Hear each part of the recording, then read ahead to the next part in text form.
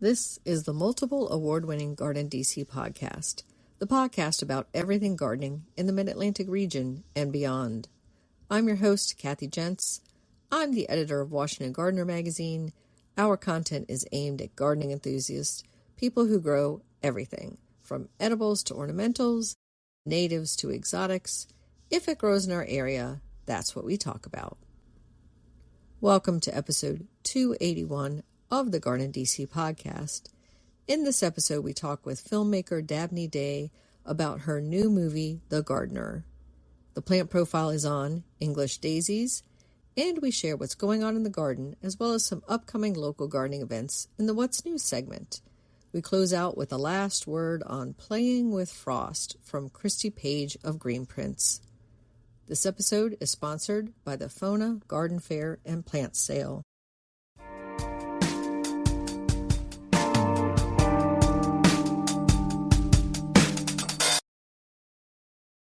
This episode, we're joined by Dabney Day. She is a filmmaker and has a new movie coming out called The Gardener. Welcome, Dabney. Hello there, Kathy. Thank you for having me. Great to have you on, and I know you're super busy with that movie premiere coming up really quick. So first, we're going to talk a little bit about you and your background, and then about gardening in general, and then get into all the great background information on that movie.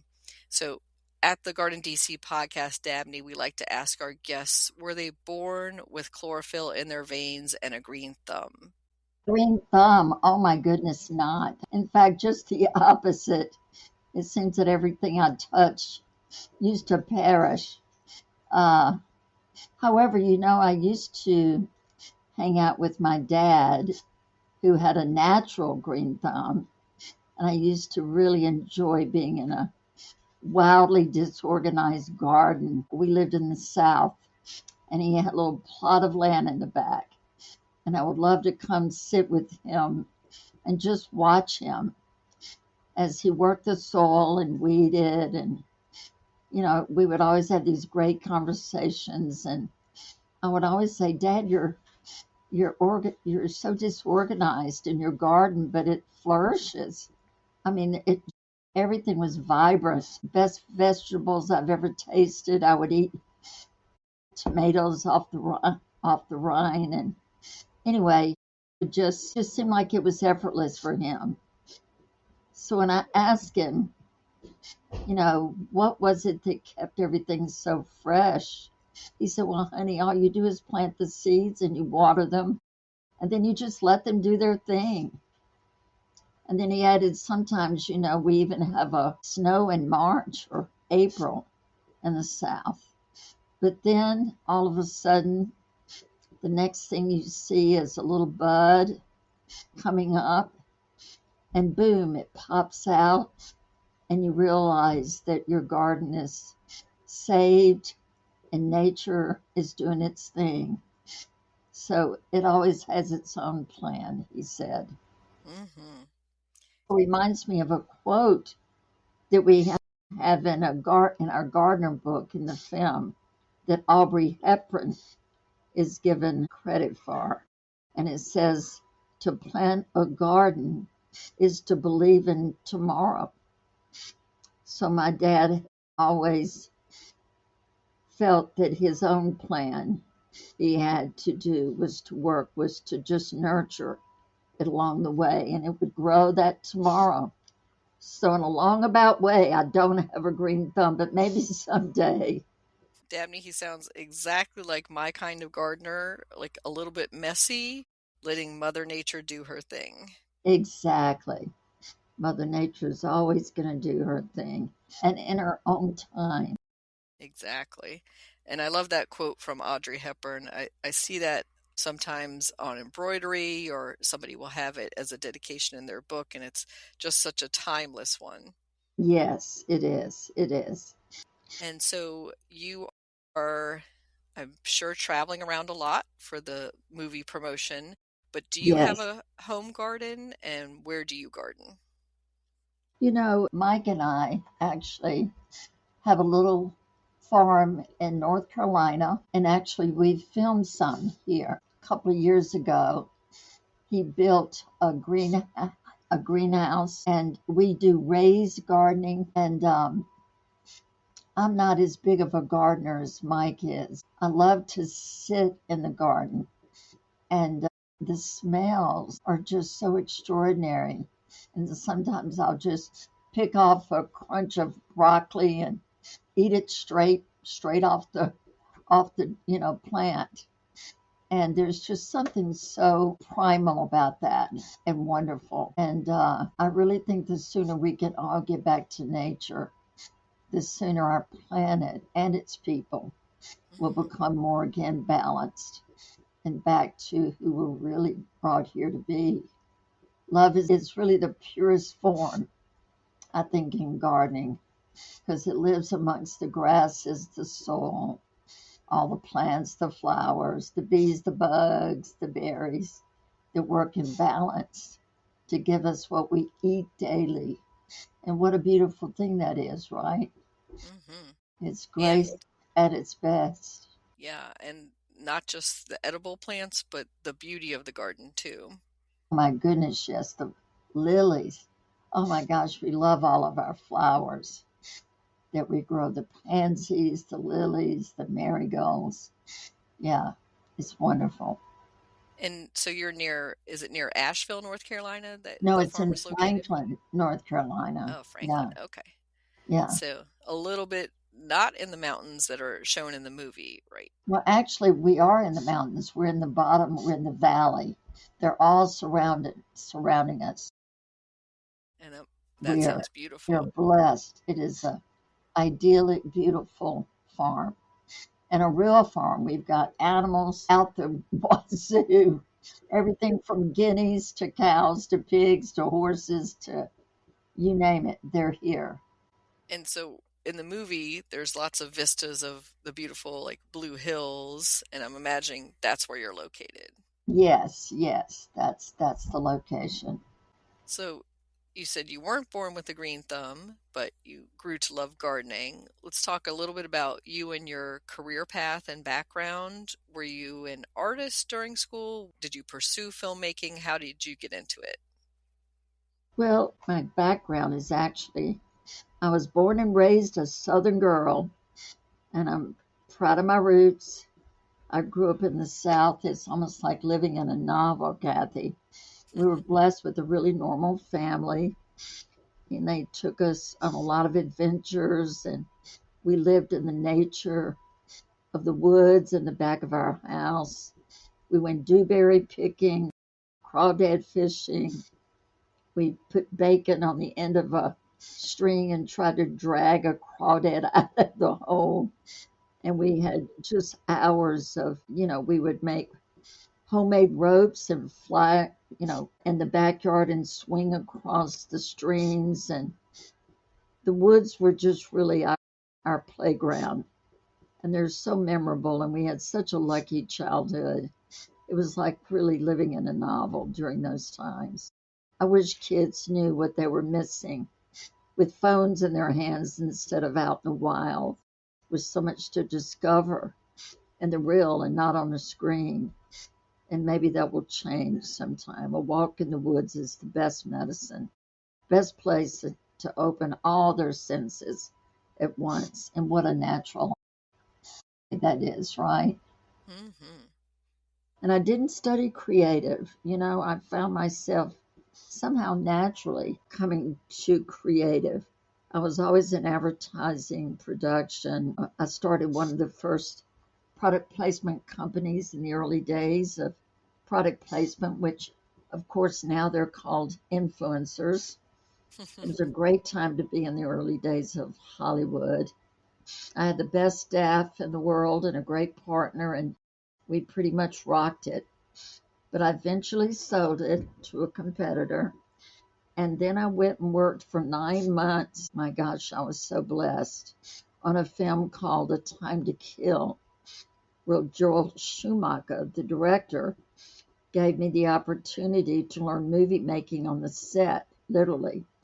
It was like going to film school for 9 months. Wow.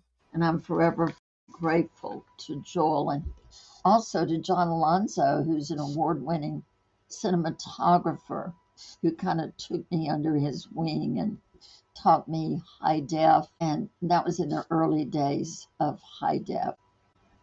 So from that experience with A Time to Kill, was that your inspiration for writing and producing this movie? Well, it certainly gave me the tools that I needed, that I knew that I needed. Just getting the script written took years. I had this story early on. You're going to laugh, and I'm sure your audience will think, how can that be? But I actually went on a quest for myself 30 years ago. I just needed to get away, and I wanted to go to a meditative retreat that happened to be in the Yosemite mountainous areas in California. And a friend of mine said, why don't you go to this retreat that I think would be really great for you? So back then, there was no computers or cell phones. So I grabbed a yellow pad and some pens and took off. And the next thing you know, this story just flew out of me. It just flowed. And I remember looking at it and putting it aside because I just started my company. And I thought someday this just might be a great movie. And here we are. And I know that the official premiere date is the 17th of April, 2026, correct? Yeah, I think it's the 14th of 14th, April. okay. Yes. And then it must be really exciting now to finally see that several decades of work coming to fruition. So what made you persevere to get it made? Because I know there must have been a lot of struggles along the way. You know, Kathy, we almost got it made twice. And I don't need to get into the reasons why it didn't work. But what I learned from that is that sometimes we think, life is on our time, and it's really not. It's really on the universal time. And so when, my friends would just get so sick of me talking about this film for 30 years, but I'd always say to them, I know in my heart of hearts that this film will be made in my lifetime. I'm sure of it. And I would see it, I would visualize it, I would, of course, be writing on it for years, redoing it, getting it to a point where I really felt like it was ready to go to production. And then I spent 9 months before that just getting the book ready, because the book is speaking of product placement, it's a really big prop in the film. And I really wanted it to be right. And so it's like a real, if you can imagine, an old-fashioned farmer's book that you remember how we used to press the seeds and our leaves inside of a book, and then we'd leave them there and then find them there years later. And this book is for that. It is for pressing of flowers and seeds and things that you find in your garden or along the way. Also has notes that you can take. It has quotes from gardeners and from people like Aubrey Hepburn all throughout the book. And it's just really a special book. But the main thing it was used for are there were several metaphorical areas that I really wanted the main character to read to the audience, because they're very much a part of the deep soul of the film. And so really for the first 9 months, I designed this book with a wonderful group. Found a great artist in Asheville, North Carolina, and a great lady, Andrea, that could help me design it. And I knew exactly what I wanted to do with it, but I needed that support, which nothing is done alone, Kathy. We always need a tribe. It always takes a team to get things done. So yeah, now we have a really amazing book it'll be on the website very soon for sale. Yeah, I was wondering about that while watching the movie because I saw that book and I was like, where can I get a copy of that? I know And everybody asks, where can I get a copy? And I keep saying, well, give it a little time and we'll have it on the website. that's great to hear And that it's it'll very be actually. reasonably priced. And I think it will be just such a great, just such a great gift and a great personal item for gardeners to have for themselves. Hmm. That's exactly what I thought. This would make a great gift for beginning gardeners and for other friends. And it's such a charming book. So for those who haven't seen the movie in our listening audience, this is kind of like, as she describes, a pressing book, a herbarium, a journal, but also beautiful illustrations and quotes throughout it that kind of move the plot of the movie along. Nicely said. And so a lot of that is reflected, I think, in the movie story. And I don't want to give away too much, right? We don't want to tell Right. people too much till they see it. But basically, she's a cosmetics executive, very hard driven. She has a health incident and she is brought to this garden. We're not going to say the circumstances of how she's brought to the garden. Well, And that, it's yeah. very serendipitous. We can Hmm. say that. Yes. Yes. And then that garden helps to heal her. So I don't want to give away any more than that, but we can talk a Yes. little bit around that. It must be really exciting to finally have that vision coming to life on the big screen. How does that feel to see that with audiences now? Gosh, it's so surreal. That's really a great question. I am literally on my knees daily in gratitude, and I actually get emotional. Sorry, give me a minute. Take your time, Dabney. I know it must be just a fulfillment of so many wishes. And just, you can imagine 30 years. And it's just, it's knowing the belief in the divine, that things happen in their own time. It really is the universal time. Kathy, I just hope this comes across to your audience humbly, but I really always knew the film would get made.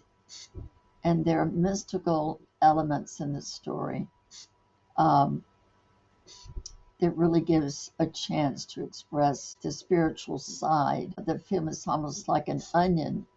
You just peel it away and another layer comes out. And the symbolism, the metaphors within the film, they developed over time. And I just worked to bring the story to a place I knew it was ready to put the pen down and begin the production. There's just so much symbolism, metaphors.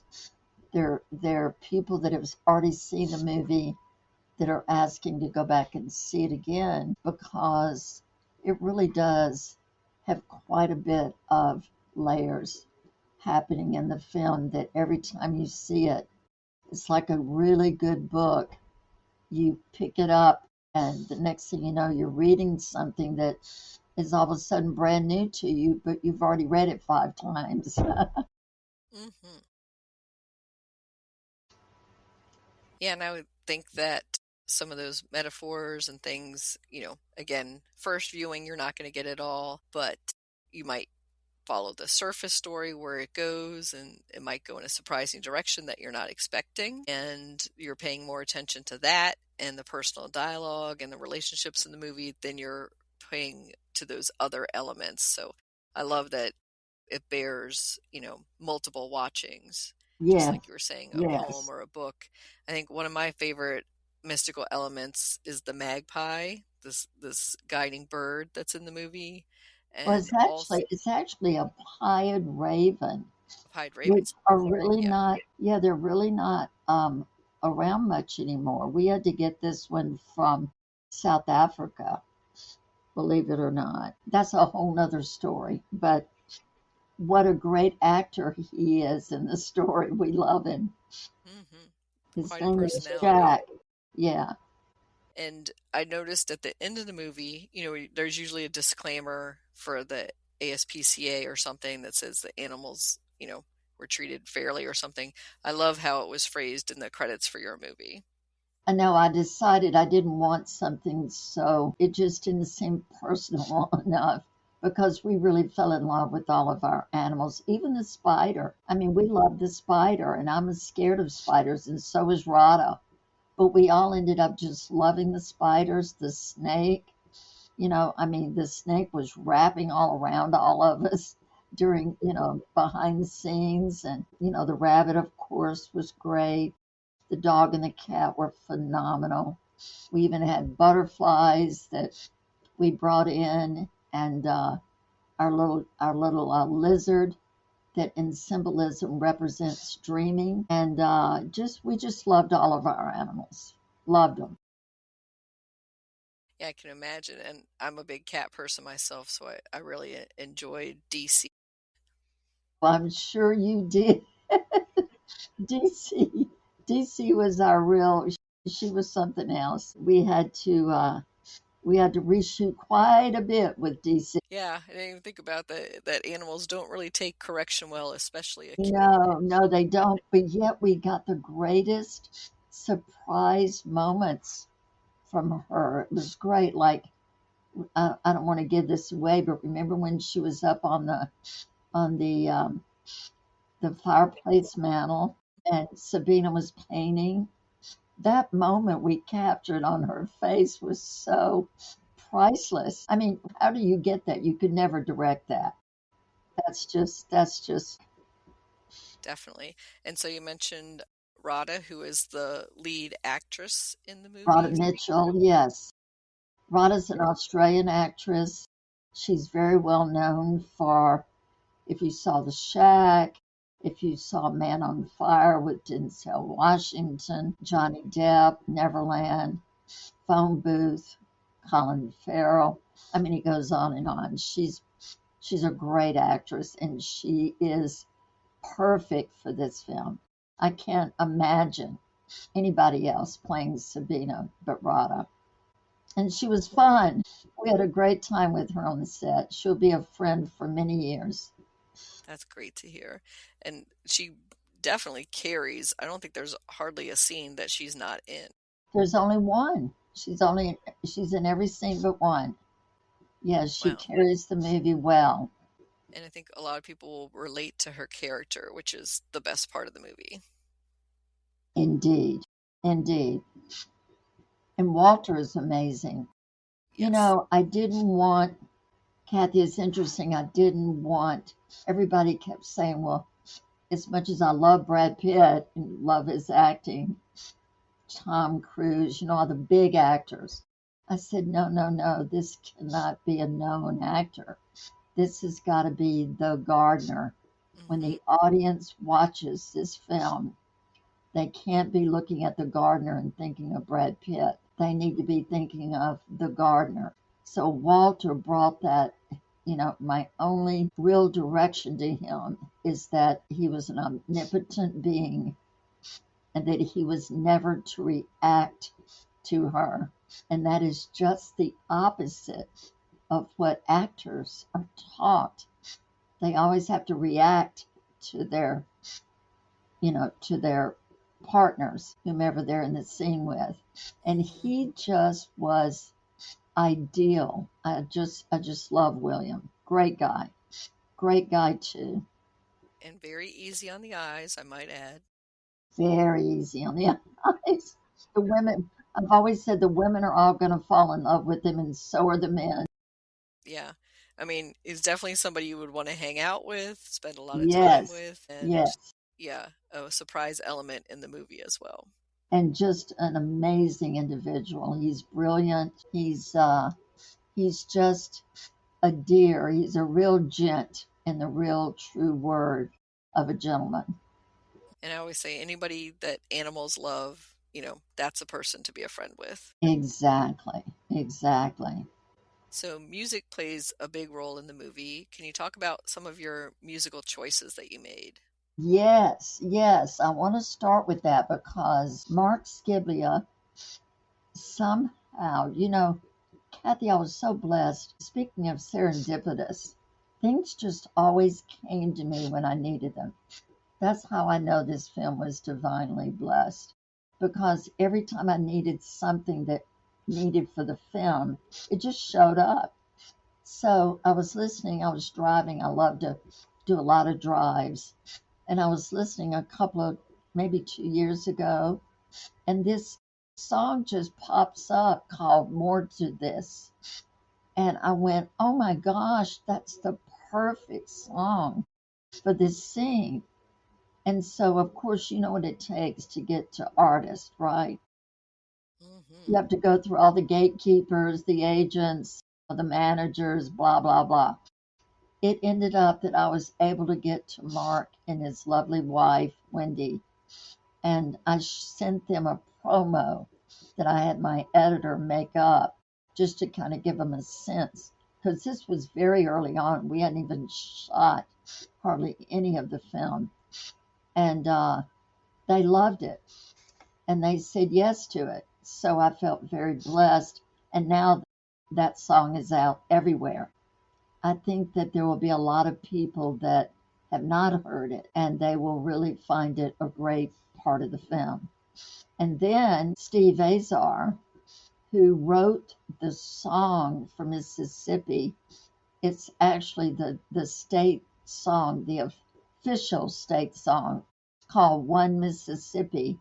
And since I'm a Mississippi girl, I was determined to get a song in there from Mississippi. So I got in touch with Steve, didn't have to go through agents and managers, and I was able to speak to him. And I loved the song that I wanted to use, but I didn't need the vocals because it was for a montage. So I said, "Can you do that?" He said, "Absolutely." Sent it to his studio. They stripped out the vocals. And the next thing you know, I had the perfect song for that, and people will love that for that montage. And then to make it up to him, I gave him the credits, and the credits, his song "Wake Me Up from the Dead." That song is now the first song in the credits with the vocals. So he ended up with the vocals in it anyway. So it worked out perfect. And I'm proud to have a song from Mississippi in the movie. And then a guy by the name of Don, I cannot pronounce his name correctly. I think it's Frankenreiter Donovan. His song is the last song in the film, and the words are so perfect. And I think people are going to really enjoy that song. It's quite amazing. And then we found a song from a female artist who, unfortunately, after I worked with her group, found out that she had died. And they said that normally they would not do a song in a movie, but that this is the exact kind of movie that she would have loved for this song to be in. So that was very precious to me and to her. And so even though she's no longer with us, that song is a perfect song in the perfect scene. And then we have Jeremy Little, who did the score, who is just brilliant. And Jeremy is like no other. He's worked with J.J. Abrams, and he's worked with so many people, and is really an up-and-coming composer. And I think he just brought the everything that we needed. He even gave the Raven his own score. So the music really in the film is quite beautiful. Mm-hmm. Yeah, I think it pairs so well, and I agree with you about that first song over the credits as they begin. That's just perfect right there. Yes, it is. So I think this is definitely what I'd call a grown-up movie in that, it's not an action, comedy, fast-paced, crazy movie that, blockbuster type, but it's got a mature pace and sensibility about it. Who do you see as the target audience for this film? Well, the target audience we've always felt like was female 40 plus. But Kathy, my distributor, Kurt, who is phenomenal, by the way, Kurt, we got over a million impressions on YouTube in less than 10 days when we played the trailer. And with those impressions, we were able to get analytics. And those analytics and data showed us something very surprising. It was almost 50-50 female and male. Hmm. And we were just shocked. We went, oh my gosh, men love this film too. And when we did the screenings in Los Angeles, there were as many men there as there were women. So I don't know. I think this film is going to surprise people.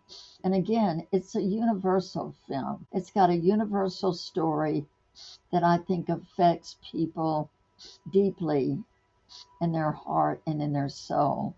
And there are just not any movies out there like this.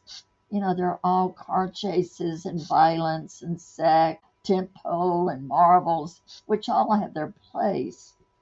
But I just think that the world, especially the movie going audience, is really looking and begging actually for something that they can go into a darkened theater within a communal experience and really walk out feeling there's hope still in the world.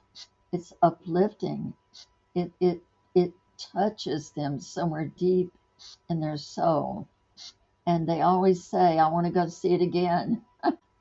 So yeah, there's a really big gap, I think, in the movie going world for more movies like this. Hmm.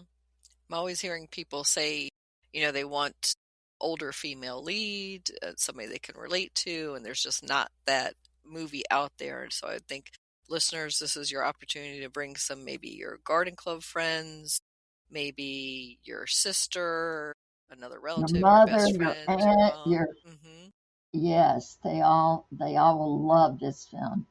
And so I think the film's story and message is especially appropriate for this time, post COVID and all the stress that we experience. What's been the reaction of the audiences to that kind of healing story? Well, I mean, we did a testimonial in Los Angeles when people came out of the theaters, and it's actually, we put it on video, and it's actually on the website and on our Instagram. And it makes you cry. People are so touched. And I love what one woman said in the end. She said, you've got to run, don't walk. You've got to run to go see this movie. There's just nothing else out there like this.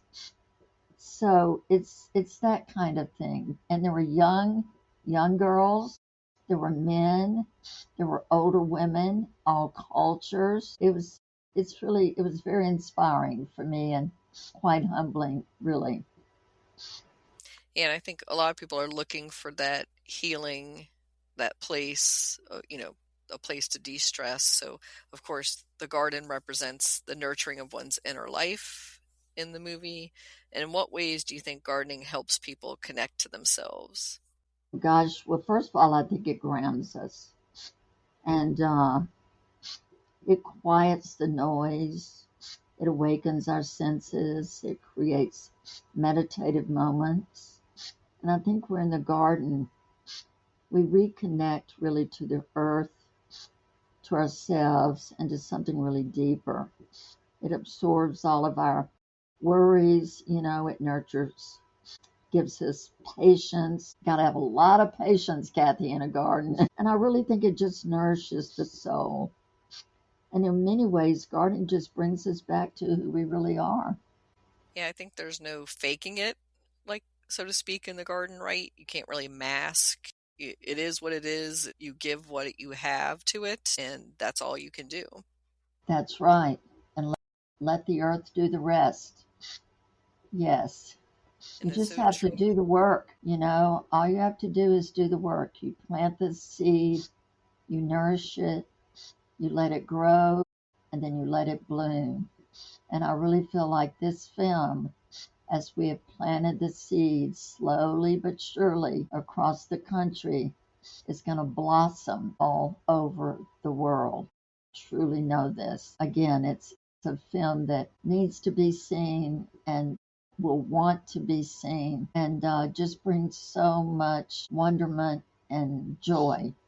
And I hope that it brings new gardeners to gardening, or as similar to the character in the movie, brings them back to the garden. So she has some Yes, childhood memories of gardening with her mother in the movie that are shown. And I think a lot of people will relate to that, oh, I remember gardening with so and so as a child, but I haven't been back to the garden for so long. it's true. It's true. And even if you don't have the ability to really garden, go sit in a garden. Just be in it. Be in the quietness and the stillness of it. It really awakens your senses.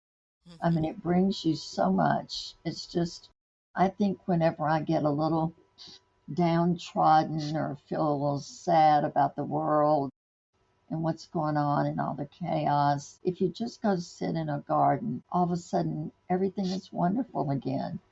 I was just reading a story, Dabney, a research report on just looking at a photo of a garden can bring some of those healing modalities, right? And so I was What a thinking, wonderful thing. Yes. yeah, I was thinking watching a full length movie that features a garden, that must be even more healing. And it's also a movie that will make you laugh. It's going to make you cry. It's much more than just gardening. It's really kind of, as they say, it's the whole kit and caboodle of Yeah. gardening. It's just, it has so much to offer. And again, I think it's the perfect timing. The universe is always on time. I'm going to share, Dabney, one of my favorite aspects of the movie and about gardening in general is sharing and how generous gardeners are. And so one example is the scene at the garden center, the nursery that she stops at, and the garden center owner gives her the plant that he's been nurturing. And another example is when she visits her office and she shares some of the flowers from her garden. Exactly, exactly. Which she would have never done in the beginning of the film. When her mother died in the garden, she never wants to be in nature again. She has no interest. You can imagine, that memory of being in the garden with your mother was your greatest playtime, joy, laughter. And then when she dies in the garden, Sabina never wanted to be around gardens or nature or anything. So the very fact that she's now in a place with a dilapidated garden, which is exactly where she is in the beginning of the film. That's the metaphor, is that the garden is as dilapidated as she is in the beginning of the film.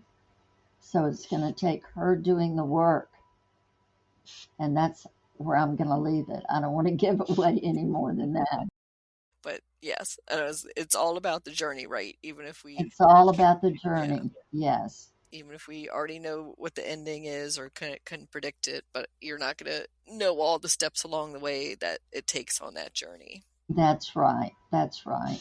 And Kathy, I really honor you for your work and just all of the gardening. I was reading a little bit about you, and I'm going to be planning to read a lot more, but I just really celebrate you and all that you do in the world of gardening. It's quite refreshing.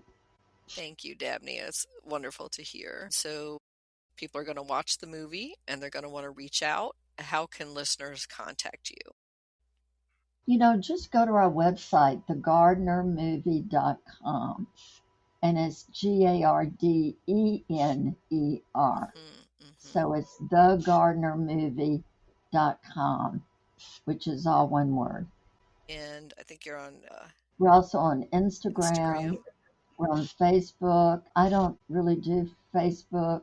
I've never been much into the world of social media, but because of the film, I do go to Instagram, which I really enjoy reading the comments. And I know it's on YouTube now. We've gotten something like, I don't know, over 1 million impressions in less than 10 days, which is That's pretty wonderful. extraordinary. And I'm glad you pointed out the spelling because that's my crux too with Washington Gardener magazine is everybody wants to leave that first E out.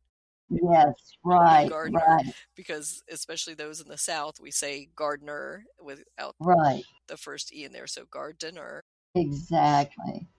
So it's gardener, Gardene. And so wrapping up, Dabney, for those who want to watch the movie or pass it along, they would go to the website and let people know where the screenings are and where it's showing. Yeah, there's And actually a screening button and it shows you all of the places that it's playing now, ones that are coming soon. And also, if you have a gardening group or a Rotary Club group or any group that you would like to host for a screening, Kurt, my distributor, he gets the theater.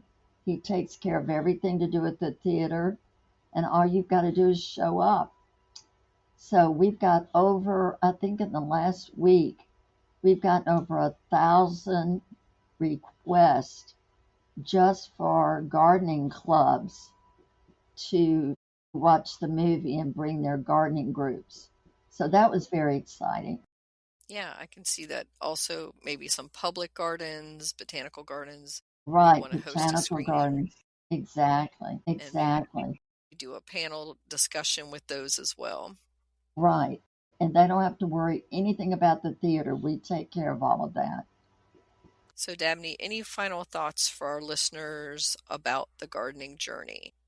Wow, let's see. I would just like to leave it with, the blessing and the humbling experience of bringing a story like The Gardener to the masses is the greatest gratitude of my life.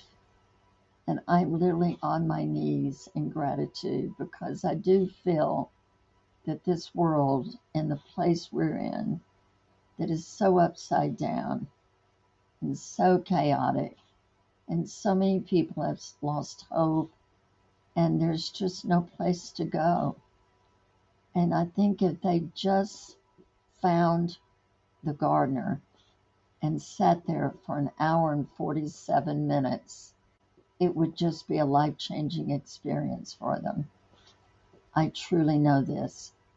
And I want to thank the universe and the divine, which I do in the film, for bringing this. I'm just the vessel that got it here. Thank you so much, Dabney. And thank you so much, Kathy. You have a beautiful rest of your day. And thank you to the audience. May you all be gardeners in your lifetime. It'll change your lives forever.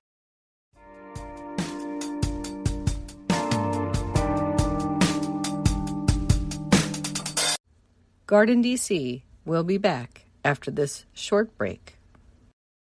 This episode is sponsored by the FONA Garden Fair and Plant Sale. Celebrate spring at the U.S. National Arboretum. Shop from thousands of plants, get expert gardening advice, browse from 25-plus local vendors, and enjoy free family activities. This event is hosted by Friends of the National Arboretum and raises funds to support FONA's work celebrating the science, beauty, and community impact of the National Arboretum. Register at the link in our show notes or go to fona.org for more information. Refreshing wild cherry cola meets smooth cream. The treat you deserve. Pepsi Wild Cherry and Cream. Treat yourself.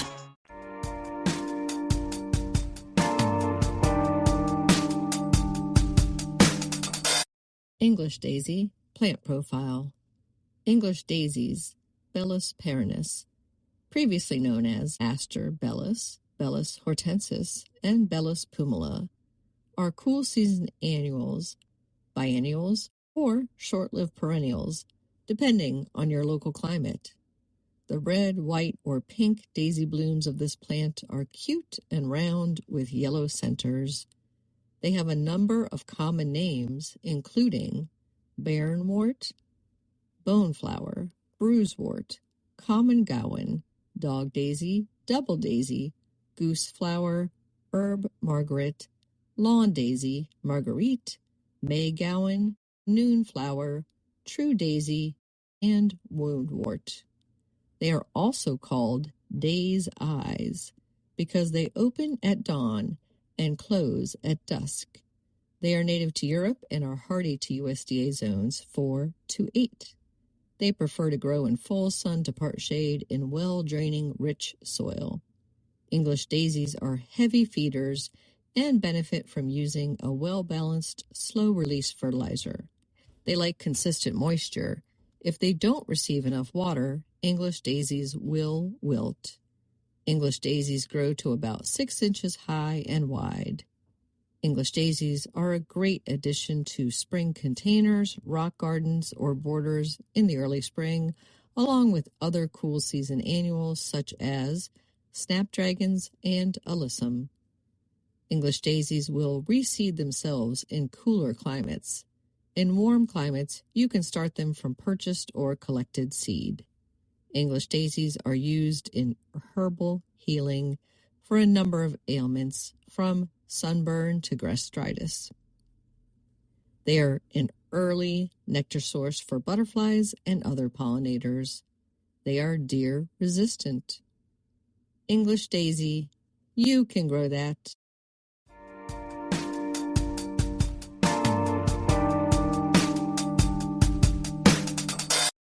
What's new in the garden this week? Well, adding to the spring flower show are my summer snowflake leucojum and the epimediums. Over at the garden plot, we are planting carrot and radish seeds. In garden tips that we shared on our social media this week, we talked about animals in the garden, including the tip to provide a water source for wildlife, as pest animals tend to feed more heavily on vegetable crops and garden plants during dry seasons when little water is available. For example, squirrels that take bites out of tomatoes to access their moisture. In local gardening events that you might want to attend, on April 24th and 25th is the Mount Vernon Spring Plant and Garden Sale. Shop for heirloom plants, vegetables, herbs, and annual flowers, plus native perennials, trees, and shrubs grown in Mount Vernon's greenhouses. No tickets are required. You can find out more information about it at mountvernon.org. And then the Delray Garden Fest is taking place on Sunday, April 26th in Virginia from 12 noon to 4 p.m. And it's a fun, free educational afternoon of garden-centric demonstrations, informational booths, and activities. You'll learn all sorts about different gardening topics, and there will be a Master Gardeners of Northern Virginia plant clinic, at-home composting, growing native plants, and beekeeping. You can find out more about that from the Delray Citizens Association. And then finally, Historic Tacoma presents their 2026 Tacoma Park House and Garden Tour in Tacoma Park, Maryland, and Tacoma Park, D.C. The theme this year is Suburb in the City. It's taking place on Sunday, May 3rd from 1 to 5 p.m. Don't miss this year's tour of beautiful homes and charming gardens. Tickets are $30. You can purchase them in advance from the Historic Tacoma website. The tour is self-guided and rain or shine. Happy gardening!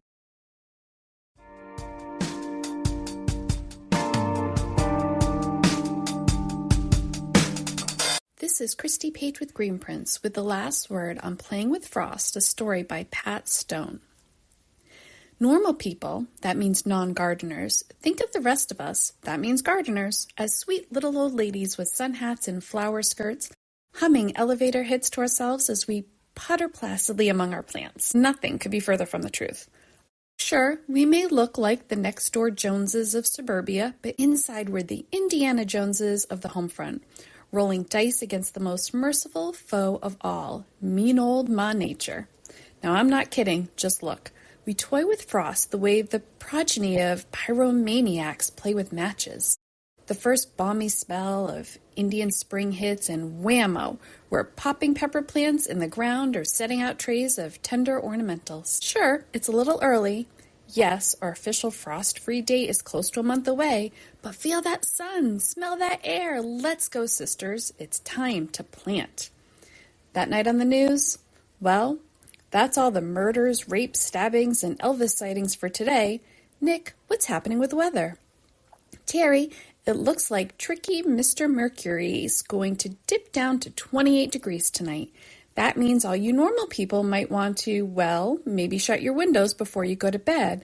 But all you gardeners out there, you're in big trouble. He's right.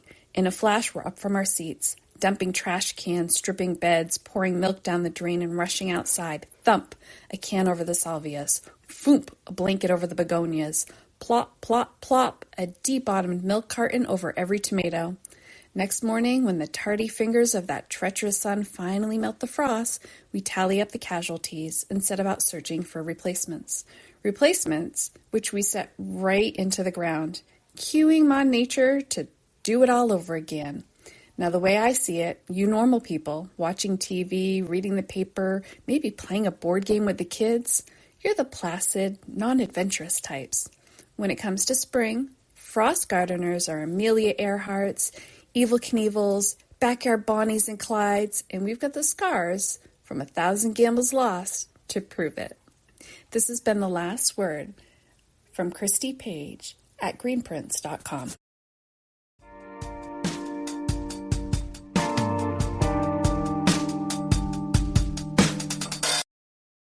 Thank you for listening to GardenDC, and thank you to our episode sponsor, the FONA Garden Fair and Plant Sale.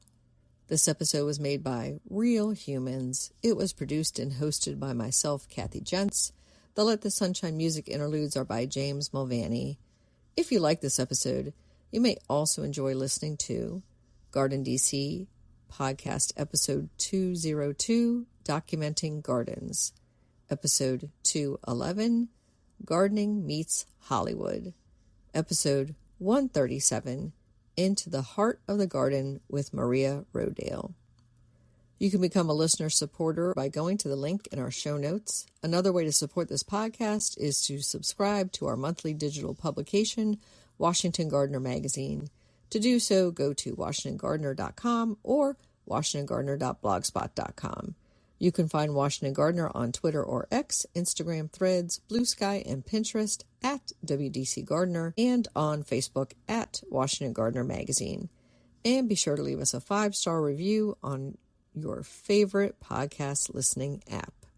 Please take a moment to share us on social media with hashtag GardenDC and with your gardening friends so other gardeners can find us too.